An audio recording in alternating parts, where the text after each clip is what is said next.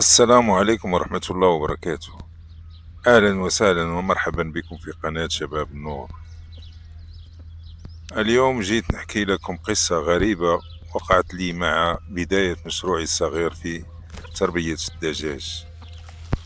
كنت جد فرحان عندما اشتريت من السوق 5 دجاجات بياضة.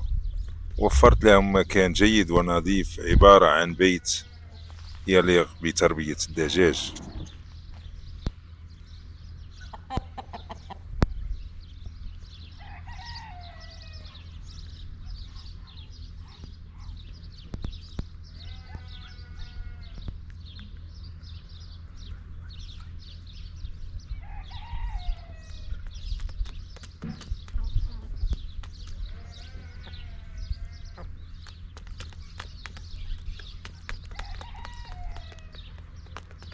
ومرت الأيام وكل صباح كنت أجد في القن بعد البيض أفرح كثيرا وأجمع، لكن بعد مرور الوقت لاحظت حاجة غريبة في الدجاج. أصبح الدجاج غير مرتاح.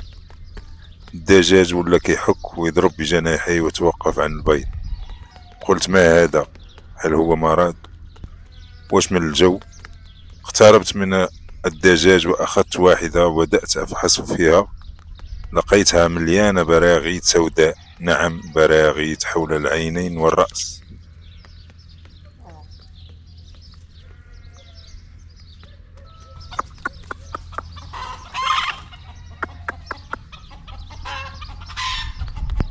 بعد البحث في الانترنت وجدت دواء عبارة عن خليط من الأعشاب.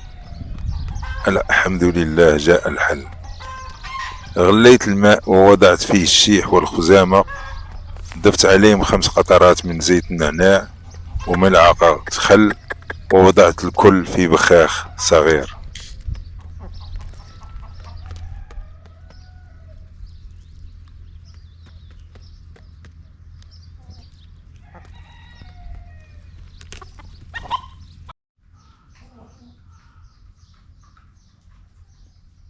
كل يوم كنت أرش القن والمعالف وأضع أوراق النعناع والآزير المجفف في أماكن النوم، كما كنت أضع الزيت الرومي مع الثوم المهروس وأدهن وجه ورأس الدجاج.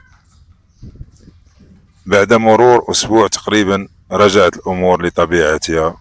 أصبح الدجاج نشيط، رجعت الدجاجات تبيض والحمد لله.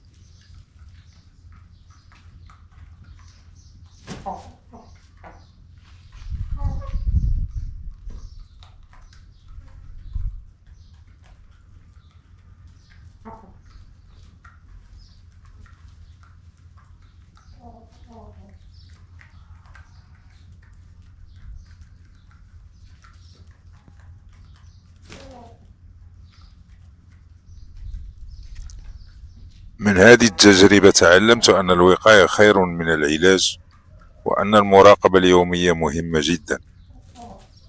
إذا وقعت لك نفس المشكلة جرب هذه الخلطة وشاركها مع الأصدقاء.